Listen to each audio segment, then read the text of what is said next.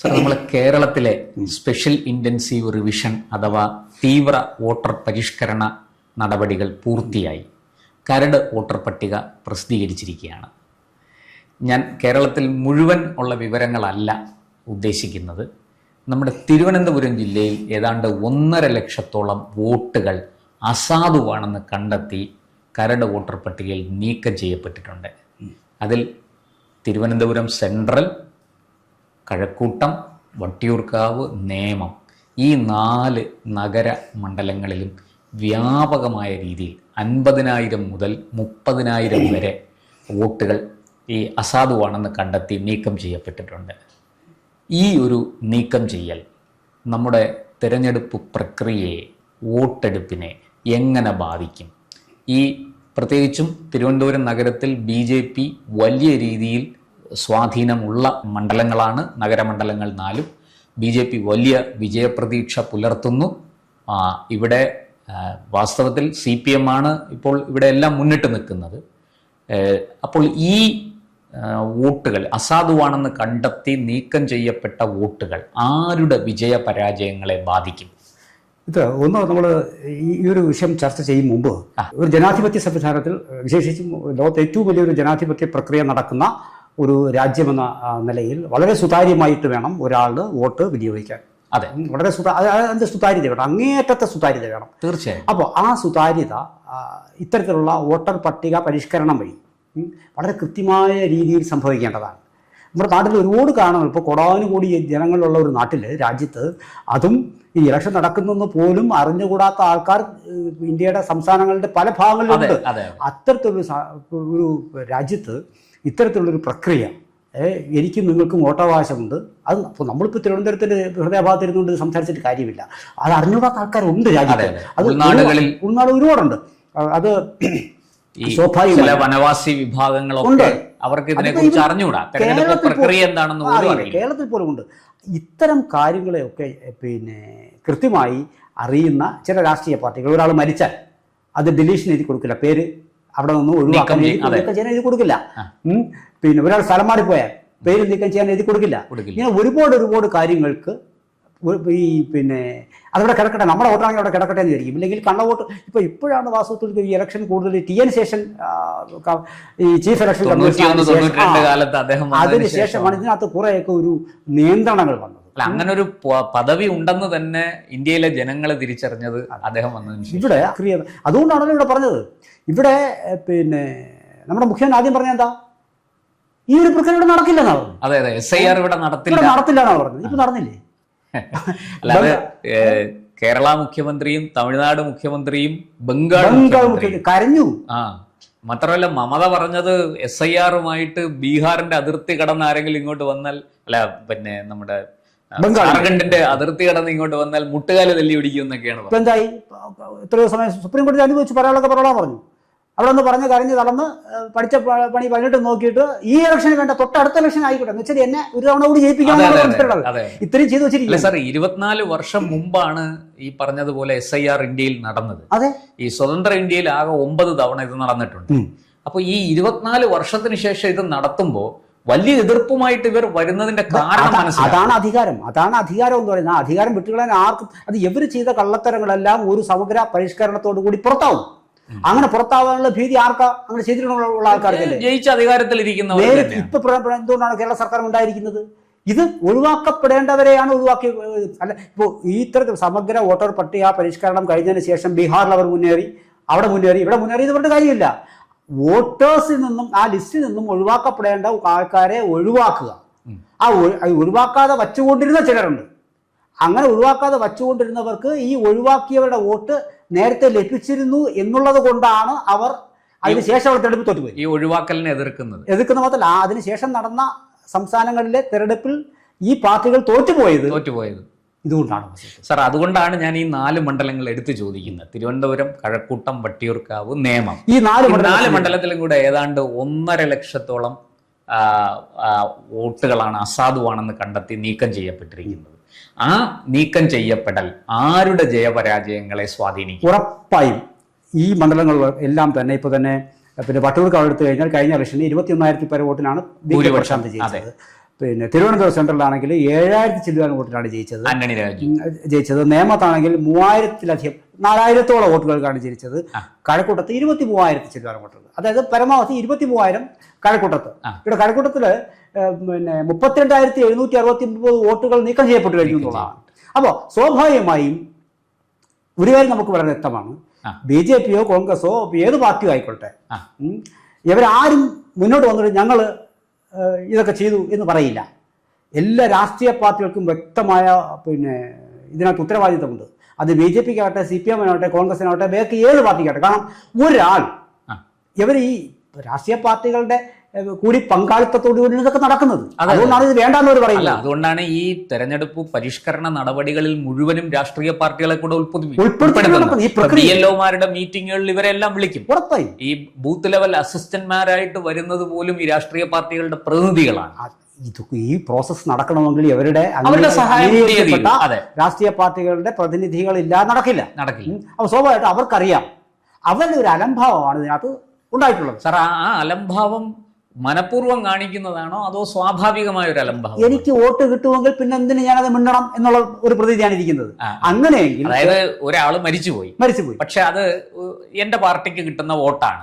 അപ്പൊ ഈ ആള് മരിച്ചുപോയി എന്നുള്ള കാര്യം ഞാൻ മിണ്ടാതിരുന്നാ മതി. അത് കള്ളവോട്ട് ചെയ്തുകൂടാന്നുണ്ടോ?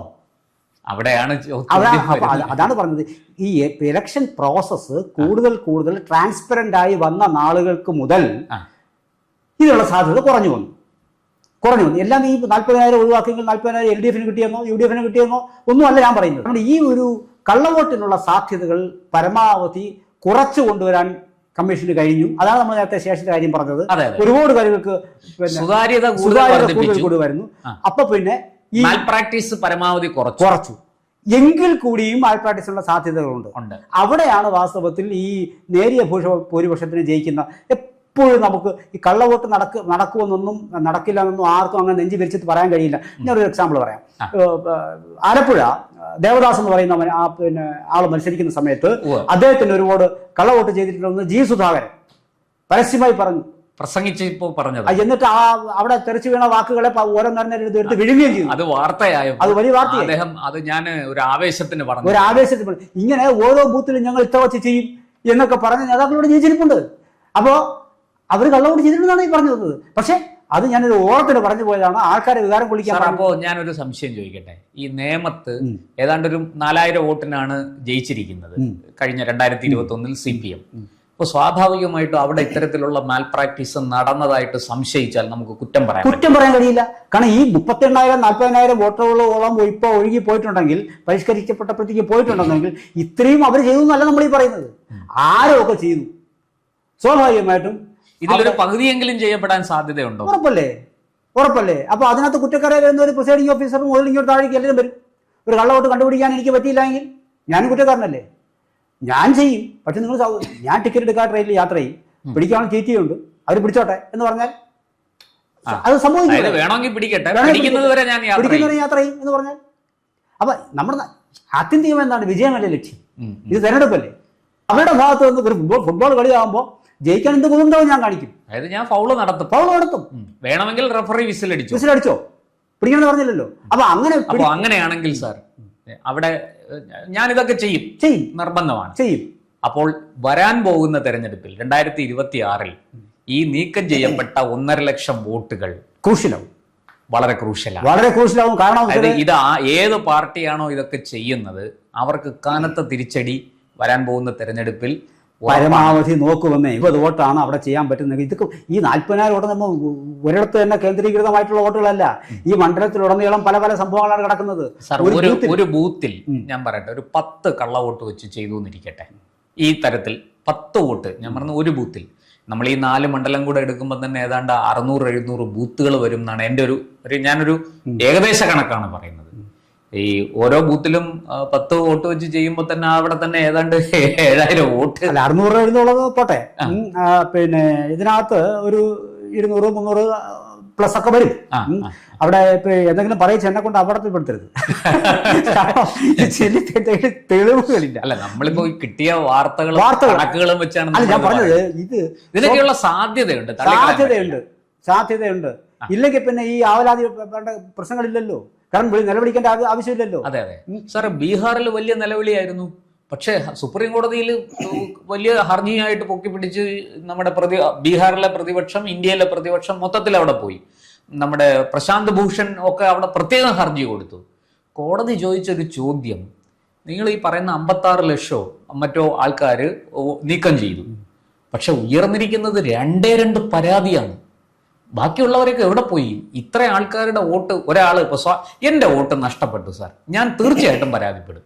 കാരണം എനിക്ക് കൃത്യമായ ഒരു രാഷ്ട്രീയമുണ്ട്, രാഷ്ട്രീയ ബോധമുണ്ട്, തെരഞ്ഞെടുപ്പ് പ്രക്രിയയിൽ പങ്കെടുക്കണം, ഞാനൊരു ജനാധിപത്യ വിശ്വാസിയാണ്, വോട്ട് ചെയ്യേണ്ടത് എൻ്റെ കടമയാണ് എന്ന് വിശ്വസിക്കുന്ന ഒരാളാണ് ഞാൻ. സ്വാഭാവികമായിട്ട് എൻ്റെ വോട്ട് നഷ്ടപ്പെട്ടാൽ ഞാൻ തീർച്ചയായിട്ടും അവിടെ സമീപിക്കും, ഞാൻ പരാതി കൊടുക്കും, വേണ്ട നടപടികൾ. പക്ഷേ അത്തരത്തിലുള്ള പരാതികൾ ഇപ്പോൾ 9 ലക്ഷത്തോളം പേര് ഒഴിവാക്കപ്പെട്ടു. 8 ലക്ഷത്തി സംതിങ് 9 അപ്പൊ അതിനകത്ത് തന്നെ വീണ്ടും നിങ്ങൾക്ക് ഇലക്ഷന്റെ നാമനിർദ്ദേശ പത്രിക സമർപ്പിക്കാനുള്ള തീയതിയുടെ അന്ന് വരെ നിങ്ങൾക്ക് ഇത് ആഡ് ചെയ്യാൻ കൊടുക്കാമെന്നേ. അതെ അതെ, അതിന്റെ തലേന്ന് വരെ നമുക്ക് ആഡ് ചെയ്യാം. ഇഫ് യു ആർ എലിജിബിൾ, നിങ്ങൾക്കത് ചെയ്യാം.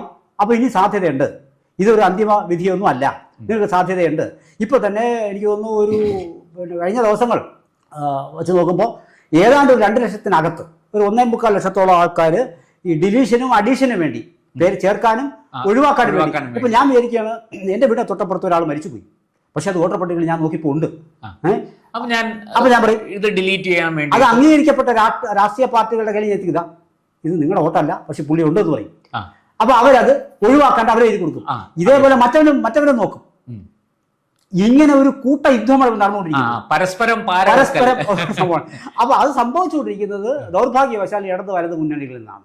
കാരണം ഇത്രയൊന്നും ടെക്നിക്സ് ബി ജെ പിയുടെ വലിയ കുറവുകളൊന്നും അതുകൂടിയാണെന്ന് തമാശയായിട്ട് നമുക്ക് പറയാം. അതായത് ഇതൊരു ബി ജെ പിക്ക് സംബന്ധിച്ചിടത്തോളം അവരുടെ ഒരു കഴിവുകേടാണ്. ഒന്ന് ബി ജെ പിക്ക് ഇവിടെ ഒന്ന് തൊട്ടുകൂടായ്മ തീണ്ടിക്കൂടായ്മയൊക്കെ മറ്റു പാർട്ടികൾ അവർ കൽപ്പിച്ചിരുന്നു. അതുകൊണ്ട് തന്നെ ഇത്തരം ബി ജെ പിക്ക് കിട്ടാൻ സാധ്യതയുള്ള വോട്ടുകൾ ഇങ്ങനെ മരിച്ചുപോയതും സ്ഥലം മാറിപ്പോയതും ഉണ്ടെങ്കിൽ തീർച്ചയായിട്ടും പിടിക്കും. അത് അവരുടെ കഴിവാണ്, അത് പിടിക്കുന്ന അവരുടെ. തിരിച്ച് ബി ജെ പി അങ്ങനെ ചെയ്യാം. അതാണ് ഞാൻ പറഞ്ഞത്, ആ കഴിവ് ബി ജെ പിക്ക് ഇല്ല, അതൊരു കഴിവുകേടായി മാറി. ആ കഴിവുകേട് അതുകൊണ്ടാണ് ഇവരിപ്പോൾ ചെയ്യുന്നതാണ്. ബി ജെ പി ഇപ്പോൾ ചെയ്യുന്ന ഒരു പ്രശ്നം എന്ന് പറയുന്നത്, ഇതിന് അനധികൃതമായി ഇതിനകത്ത് പട്ടികയിലുള്ള പേരുള്ള ആൾക്കാരെ കണ്ടെത്തി ബൂത്ത് ലെവലിൽ തന്നെ കണ്ടെത്തിയിട്ട് അത് ഒഴിവാക്കാനുള്ള തീവ്ര യത്ന പരിപാടികൾ ബൂത്ത് ലെവലിൽ ആരംഭിച്ചാൽ നിയമപരമായിട്ട് നടപ്പാക്കും. അത് നിയമപരമാണ്. പക്ഷെ ഇല്ലാത്തവളെ ആഡ് ചെയ്യണമെന്ന് ബി ജെ പിക്ക് പറയാനും കഴിയില്ല. ബി ജെ പിക്ക് ഒരു പാർട്ടിക്ക് കഴിയാൻ പറ്റും. ഒരു പാർട്ടിക്കും ഈ ബി ജെ പി ചെയ്യുന്ന ഒരു പ്രക്രിയ എല്ലാ പാർട്ടിക്കും ചെയ്യാം, അത് ചെയ്യുന്നുമുണ്ട്. അപ്പൊ നിങ്ങൾക്ക് ഇത്തരത്തിലുള്ള കഴിവ് പയറ്റി നിൽക്കാനുള്ള കഴിവില്ലെങ്കിൽ നിങ്ങൾ നിയമപരമായ രീതിയിൽ കൂടി മുന്നോട്ട് പോകാം. ഇതെപ്പോഴും നമ്മുടെ ഈ ഇലക്ഷൻ പ്രോസസ്സിനെ ട്രാൻസ്പെറന്റ് ആക്കും. ഇത് അവർ തമ്മിൽ പടവെട്ടിക്കോട്ടെ, പക്ഷെ ഇത് ആത്യന്തികമായി ഗുണം എന്ന് പറയുന്നത് ഇലക്ഷൻ പ്രോസസ്സിനാണ്. നമ്മുടെ ആര് ജയിച്ചാലും തോറ്റാൽ ഈ നമ്മുടെ തെരഞ്ഞെടുപ്പ് പ്രക്രിയ, വോട്ടെടുപ്പ് എന്ന് പറയുന്നത് അങ്ങേയറ്റം സുതാര്യമായി. അതുകൊണ്ടാണ് കൂടുതൽ ചെന്ന് മാത്രമല്ല സാർ, വളരെ ശക്തമായ മത്സരവും നടക്കും ഉറപ്പായി. കാരണം ഈ പറഞ്ഞതുപോലെ ഈ കള്ളവോട്ട് ചെയ്യാനുള്ള സാധ്യത പോയി. ഈ പറഞ്ഞതുപോലെ മറ്റവരുടെ വോട്ടുകളൊക്കെ ഞാൻ നീക്കം ചെയ്തു, എൻ്റെ വോട്ടുകളെല്ലാം ഞാൻ നിലനിർത്തി. അപ്പോൾ എനിക്ക് അതിനകത്തൊരു മാൽ പ്രാക്ടീസ് നടത്താനുള്ള സാധ്യതയുണ്ട്. പക്ഷെ ആ സാധ്യതയെ ഇവിടെ സമ്പൂർണ്ണമായി വെട്ടി നിരത്തപ്പെട്ടിരിക്കും. അങ്ങനെയെങ്കിൽ എനിക്കും ഗിമ്മിക്കൊന്നും നടക്കില്ല. കൃത്യമായിട്ട് തീ പാറുന്ന പോരാട്ടം കാഴ്ചവെച്ചേ പറ്റും. പോരാട്ടം കാഴ്ചവെക്കും. മാത്രമല്ല, ഇതിനകത്തൊരു ഗുണകരമായ ഒരു സംഭവം വന്നു ചേർന്നിട്ടുള്ളത്, അതായത് കഴിഞ്ഞ കണക്കുകൾ വെച്ച് പറയുമ്പോൾ അതാണ് ചങ്കിടിപ്പ് കൂട്ടുന്നത് മറ്റവരുടെ. അതായത് കഴിഞ്ഞ 2 ഇലക്ഷനുകളിലും 16-ലും 21-ലേക്ക് 11 കൂടെ വേണമെങ്കിൽ ചേർക്കാം. 24 വർഷമായി കൂടി ചേർക്കാം. അവിടെ സംഭവിക്കുന്ന കഴിഞ്ഞ ക്രമമായി ബി ജെ പി വോട്ട് വർദ്ധിപ്പിച്ചു വരുന്നു. ഇത് പൊടുന്നനെ പിടിക്കപ്പെടുന്നു. കഴിഞ്ഞ ലോക്സഭാ തെരഞ്ഞെടുപ്പിൽ ഈ 4 മണ്ഡലങ്ങളിലും തിരുവനന്തപുരം, വട്ടിയൂർക്കാവ്, നേമം, കഴക്കൂട്ടം മണ്ഡലങ്ങളിൽ ബി ജെ പി ലോക്സഭാ ഇലക്ഷൻസിൽ പോലും വലിയ മുന്നേറ്റം. അതിൽ തിരുവനന്തപുരത്ത് മാത്രമാണ് 4000 വോട്ടിന് പുറകിലായി. തിരുവനന്തപുരം മാത്രമാണ്, ബാക്കി എല്ലായിടത്തും ബി ജെ പി കുറച്ച് കൂട്ടിയെങ്കിലും കുറവിലായി. പക്ഷെ ഇവിടെ സംഭവം ഇതാണ്, എതിർ പാർട്ടികളുടെ ചങ്കടിപ്പ് വർദ്ധിപ്പിക്കുന്നത്. ഒടുവിൽ ലോക്കൽ ബോഡിയിലേക്ക് തെരഞ്ഞെടുപ്പ് വരുമ്പോഴും ഇത് നിലനിർത്താൻ കഴിഞ്ഞു. ബി ജെ പി നഗരഭരണം പിടിച്ചെടുത്തു, 50 വാർഡുകളിൽ ജയിച്ചു, നിരവധി വാർഡുകളിൽ 2ാം സ്ഥാനത്തെത്തി. മാത്രമല്ല, തകർന്നുപോയ കോൺഗ്രസ് അവിടെ 10 20 സീറ്റാക്കി മുന്നോട്ട് വരികയും ചെയ്യും. സത്യത്തിൽ ഇടതുപക്ഷത്തിന് വലിയ തലവേദന സംഘടിപ്പാണ് ഉണ്ടാകുന്നത്. ഇവിടെ മാത്രമായിരിക്കില്ല. മാത്രമല്ല ഇപ്പൊ 30,000 വോട്ട് ഉണ്ടെങ്കിൽ 40,000 വോട്ട് ഒഴിവാക്കപ്പെട്ടുവെങ്കിൽ 40,000 ചെയ്യുന്ന നമ്മൾ പറയാൻ പറ്റില്ല. അങ്ങനെയും ചെയ്യാൻ പറ്റില്ല. നമ്മുടെ 10,000 ചെയ്യാൻ സാധ്യത. അതാണ് നമ്മുടെ പ്രിസൈഡിംഗ് പല കാരണം കൊണ്ടും പ്രിസൈഡിംഗ് ഓഫീസേഴ്സിനെ നമ്മൾ എഴുത്തി കാണേണ്ട സമ്മർദ്ദങ്ങൾക്ക് വിധേയപ്പെടും. പക്ഷെ എങ്കിലും ആരും അറിയാതെ വളരെ തന്ത്രപരമായി ഒരു 10 വോട്ടെങ്കിലും കേരളത്തിൽ പോലും വോട്ട് ഉണ്ടാകാം. അങ്ങനെയെങ്കിൽ അത് ഗുണകരമായി വന്നിട്ടുണ്ടാവുക സ്വാഭാവികമായും അതിൽ പയറ്റി തെളിഞ്ഞ ആൾക്കാർക്കാണ്. അത് പയറ്റി തെളിഞ്ഞ ഇനി ആ പരിപ്പ് ഇവിടെ പയറ്റി തെളിഞ്ഞ ആൾക്കാർ ആരാണ് എന്ന് ചോദിച്ചു കഴിഞ്ഞാൽ കേരളത്തിൽ എല്ലാവർക്കും അറിയാം. അവർക്കാണ് ഈ ചങ്കടിപ്പ് കൂട്ടുന്നത്. ആ ചങ്കടിപ്പിന്റെ നമ്മൾ കേട്ടുകൊണ്ടിരിക്കുന്നത്. ഇതൊക്കെ വിരൽ ചൂണ്ടുന്നത്. അല്ലാതെ ഈ 40,000 പേര് പോയി എന്ന് വലിച്ചിട്ട് അത് BJP ജയിക്കുമെന്ന് പറയാനുള്ള വിട്ടികളല്ല നമ്മൾ. പക്ഷേ ഇത് പറയാൻ ഭയപ്പെടുന്നു. പക്ഷെ അത് ഇവിടെ തെരഞ്ഞെടുപ്പിനെ സ്വാധീനിക്കും. ഈ റിസൾട്ട് പാറ്റേണിനെ മാറ്റിമറിക്കും. എന്തായാലും നമുക്ക് കൂടുതൽ ഇതുമായി ബന്ധപ്പെട്ട ഈ കരട് വോട്ടർ പട്ടികയെ വന്നുള്ളൂ. ഇനിയിപ്പോൾ അവസാന വോട്ടർ പട്ടിക വരട്ടെ. അപ്പോൾ അങ്ങ് പറഞ്ഞ ഈ അഡീഷൻസും ഡിലീഷൻസും രണ്ടും നമുക്ക് കൃത്യമായിട്ട് മനസ്സിലാവും. അത് അവസാന വോട്ടർ പട്ടിക വരട്ടെ. വന്നതിന് ശേഷം നമുക്ക് ഈ വിഷയം വീണ്ടും ചർച്ച ചെയ്യാം. ആത്യന്തികമായി ഇതിന്റെ ഫലം ജനങ്ങൾക്കും ജനാധിപത്യത്തെ കൂടുതൽ ശക്തിപ്പെടുത്തുന്ന ഒരു നടപടിയായി ഇത് മാറി എന്നുള്ളതാണ്. ജനങ്ങളെ സംബന്ധിച്ചിടത്തോളം, വോട്ടർമാരെ സംബന്ധിച്ചിടത്തോളം സത്യസന്ധമായിട്ട് വോട്ട് ചെയ്യുക എന്നുള്ളതാണ് അവരുടെ രാഷ്ട്രീയം അവർ പ്രകടിപ്പിക്കുക എന്നുള്ളതാണ്. അതിന് എന്തായാലും വേദി ഒരുങ്ങിയിരിക്കുന്നു.